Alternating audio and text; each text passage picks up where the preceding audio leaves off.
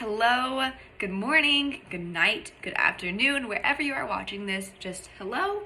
My name is Cassidy Neel, and I'm here today to talk about the lack of representation in the field of speech and language pathology. This issue not only affects the SLP field, but also a significant impact on the quality of services provided to diverse communities. Primarily, speech-language pathologists are white. I am also white. I understand I am not the lack of diversity that is this issue, but I do think that this issue requires everyone, no matter your background, to stand up and fight for change. It is important to note that this is not a new issue, as historically the field has been dominated by white women. However, recent efforts have been made to address this lack of representation. Understanding the historical context can help us better understand why change is needed and why it may take time. One factor contributing to this lack of diversity is the limited opportunities for individuals from underrepresented groups to access education and training in the field. Additionally, there has been a lack of outreach and mentorship programs aimed at encouraging diverse individuals to pursue careers in speech and language pathology. The lack of diversity in the field has been significant impacts on the quality of care provided to diverse communities. The lack of diversity in the field has had significant impacts on the quality of care provided to diverse communities. Research has shown that cultural background and experiences can significantly impact a person's speech and language needs. And without an understanding of these factors, therapy outcomes can be negatively impacted. Additionally, unconscious biases can impact the quality of care provided, and individuals from diverse backgrounds may experience barriers to accessing care due to these biases. Oswald et al. 2011 identified recruitment and assessment barriers that hindered access to speech and language services for multicultural children, and Byrne 2015, Ginsberg 2018 highlighted the shortage of SLPs from underrepresented groups. This shortage makes it harder for those children to receive culturally responsive care. Such a hard word. The American Speech Language Hearing Association, or ASHA, has acknowledged this problem and is taking steps to address it, as shown in their video, Representation Matters 2022. Research has shown that a diverse SLP workforce is crucial. Wang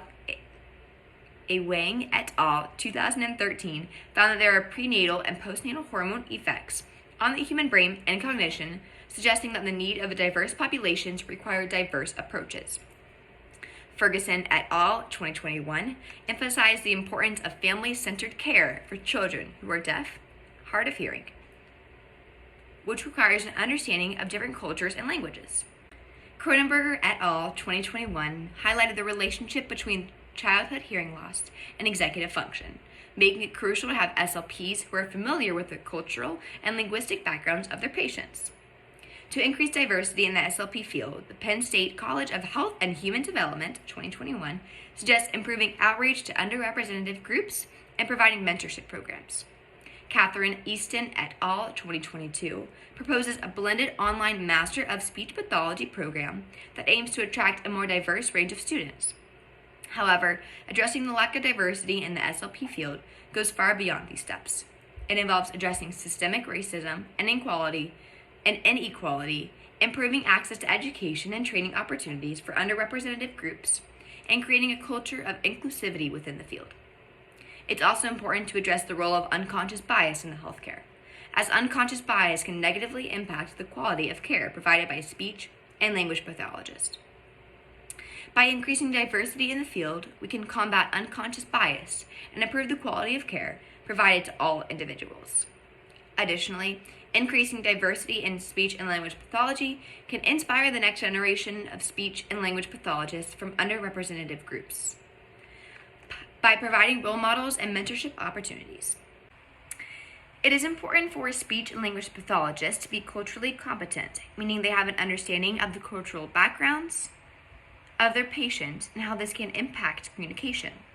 This can help to build trust and rapport with patients and their families and can ultimately lead to better outcomes. When a speech and language pathologist is culturally competent, they're better equipped to conduct an accurate assessment of their patients' communication abilities. This is because they understand how cultural factors can influence communication, such as language proficiency, dialects, and communication styles. By being culturally competent, speech and language pathologists can develop interventions that are more sensitive to the patient's cultural background.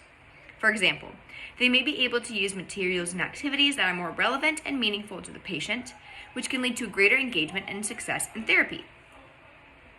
Culturally competent speech and language pathologists can help to address disparities in access to care and outcomes among patients from different cultural backgrounds.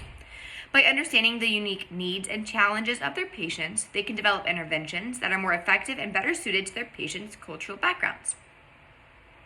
Finally, cultural competence is important because it demonstrates respect and an empathy for patients and their families. When speech and language pathologists take the time to learn about their patients' cultural backgrounds and experiences, they show that they value and care about them as individuals. This can help to build trust and rapport and ultimately lead to better outcomes. This is really important for everyone, not just more lack of underrepresented communities in SLPs, because for me, when I become an SLP, I want to make sure that I am fully understanding my clients to the best of my ability, understanding their backgrounds, their socioeconomic status, their race, their ethnicities, and everything, because that is the way to best help everyone.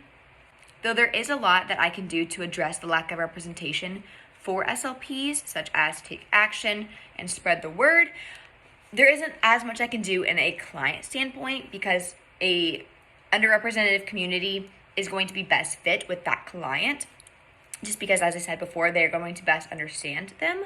But what I can do is I can make sure that I am well versed in different socioeconomic statuses, ethnics, and racial diversities to make sure that I am going to understand my client and how they're going to work to the best of their ability. In conclusion, the lack of representation in the SLP field requires immediate attention. By acknowledging the value and importance of the experiences and perspectives of underrepresented groups, we can work towards providing high-quality speech and language services to all patients.